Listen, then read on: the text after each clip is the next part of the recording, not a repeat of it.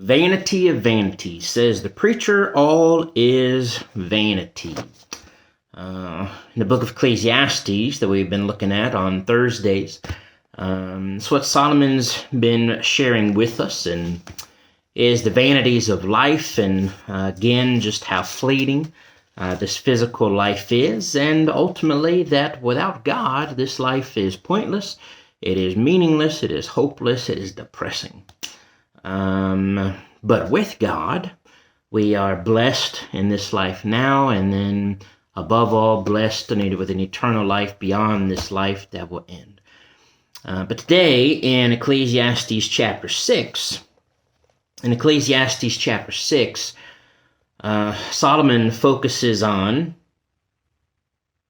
really the fact that earthly wealth and treasures and pleasures, and that they never truly will satisfy, and they will not last, and that we will all die one day, and we're not taking anything with us. And so he reflects on that, reminds us of that, beginning in verse 1, when he says, "There is an evil which I have seen under the sun, and it is common among men. It is a heavy burden on man. It is common. It's the way things are.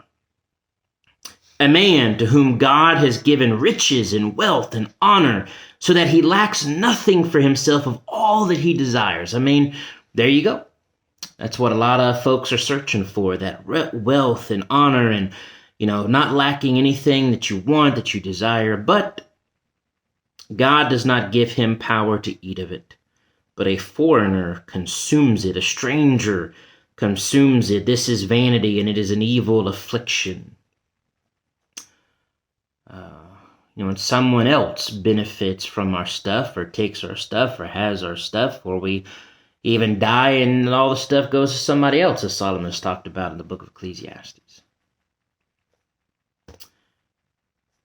All that wealth and riches you may have, and it just goes to somebody else gets it, somebody else uses it.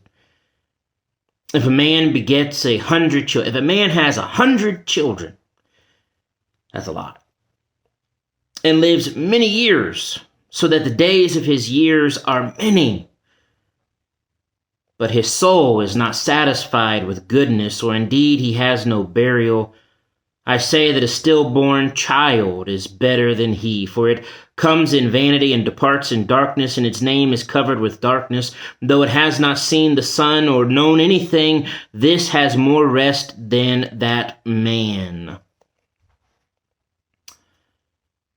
If a man has many children, lives a whole bunch of years, but is not satisfied with goodness, then what good is it?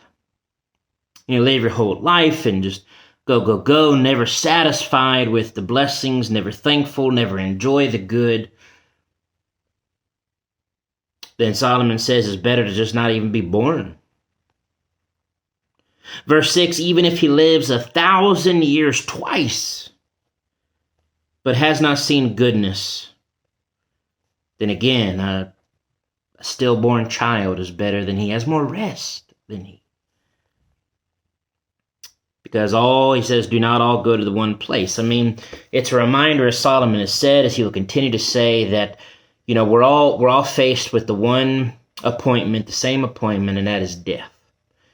So no matter how many riches and wealth, no matter what we do in this life, once we die, all that is gone, and it's meaningless, not going to do us any good. So Solomon says, or is getting at, reminding us of the fleeting of all the riches and wealth and pleasures and honor and desires of this world that are not what this life is about. All the labor, verse 7, all the labor of man is for his mouth, and yet the soul is not satisfied. For what more has the wise man than the fool? What does the poor man have who knows how to conduct himself and walk before the living? Better, he says, better is the sight of the eyes, what does eye see, than the wandering of desire, the wandering of the soul. Better to see what you have than to keep wandering and wanting and longing and coveting, not being satisfied. This also is vanity and grasping for the wind. Whatever one is, or whatever has become, has already been named. For it is known that he is man, he cannot contend with him who is mightier than he. So it kind of reminds me of there's nothing new under the sun. Whatever has been, it's going to be. God's will be done. We're just man. We cannot contend with God, who is mightier than we are. Since there are many things that increase vanity, how is man the better? Without God, how are we better in this life? Without God, there is nothing good. There is nothing better. This life is meaningless, pointless. Without God, without his blessings, without living for God, man is in a pitiful situation. For who knows what is good for man in life? All the days of his vain life which he passes like a shadow. Who can tell a man what will happen after him under the sun? We're going to die. We're not going to be around anymore. We're not going to know what comes after us. Who can tell a man what happened after him under the sun? Well, we're going to be gone. But also that question, verse 12, for who knows what is good for man in life, all the days of his vain life? Well, Solomon knows, and we know that God knows. God is the one that knows what is good for us. And that's what Solomon is reminding us of. And again, just without God, this life is vain, it is pointless, it's fleeting. And so I think this is a reminder constantly through the book of Ecclesiastes to turn to God, to focus on him, to live for him, to enjoy the blessings God gives us now, but ultimately know that this life is fleeting and passing, and we've got to be ready for what comes after this life.